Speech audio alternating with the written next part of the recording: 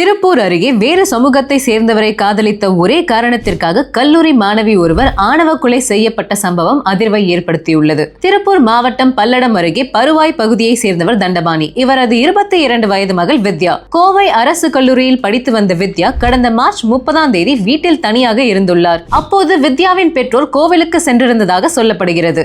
மாலையில் பெற்றோர் வீடு திரும்பிய போது வித்யா மீது வீட்டில் இருந்த பீரோ சரிந்து தரையில் ரத்த வெள்ளத்தில் பிணமாக கிடந்திருக்கிறார் வித்யா.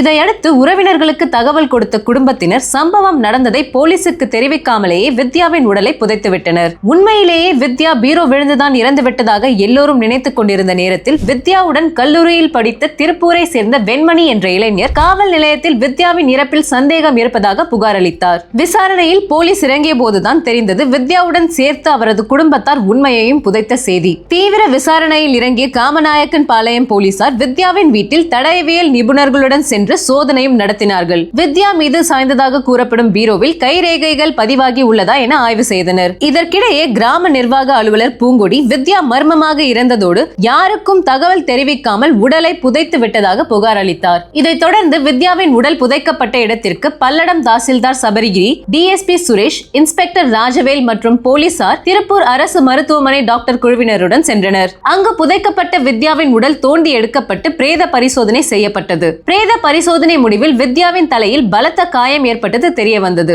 இதைத் தொடர்ந்து வித்யாவின் தந்தை தண்டபாணி, அண்ணன் சரவணகுமார், காதலன் வெண்மணி மற்றும் வித்யாவின் உடலை புதைத்த உறவினர்கள் ஆகியோர் போலீஸ் நிலையத்திற்கு அழைத்து செல்லப்பட்டு விசாரணை நடத்தப்பட்டதில் திடுக்கிடும் உண்மைகள் வெளிவந்தது.